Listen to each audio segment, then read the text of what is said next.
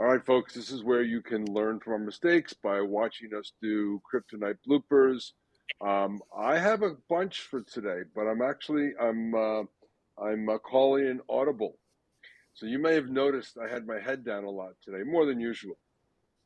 My remarkable pen from my remarkable tablet was acting up, and so now was the time that I had to fix it because I don't even know where on the OAD graph that falls, but that was imperative that I fix it. And you know what? I broke it, so I did neither, and I wasn't present for today. So I apologize for that. But it was still great to have you on, Liam.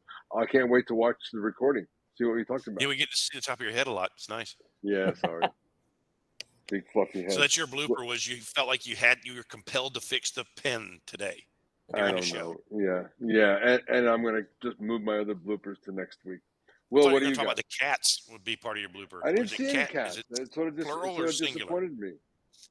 So my blooper is an almost blooper. I'm fighting this blooper. Fight it. So when my kryptonite fires up, one of my weaknesses can be impatience, and I got a deal right here, and I'm fighting the compulsion to push because I've been doing this long enough that I know if I send this one more message, it's going to be one message too many. So I'm biting my lip, and I'm gonna let this deal close at its own pace. But I'm fighting that impatience blooper so I don't Yeah. make mistakes I've made before.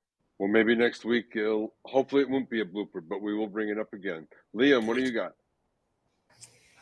I think for me, does it have to be relative to right now or some in the past? Doesn't Whatever. matter. Just Whatever. quick. Yeah. It's making sure that you are making decisions that are rooted in a number of different angles. So it's easy for me as somebody who is very persuasive and passionate to get fired up about the idea of something and not think, well, do you actually want to do that stuff? Right? Like, do you actually love that stuff? I ended up in a job once that was basically a general manager role for a SaaS company in a market. And what that job actually was an enterprise sales role. And I talked myself into thinking I would want to do that because I was so fired up about the actual software. But I don't actually love the process of enterprise sales, right? And I don't have the network for it. So that for me is an example of me basically saying, I'm so fired up about this idea, this vision, this cool thing. I could totally do that. And then in reality, it's like, well, you don't actually love that. And for somebody like myself, who is motivated by doing something that I'm really passionate about, that's not a good situation. So always check the T's and dot the I's, cross the T's, be self-aware. Read the job description.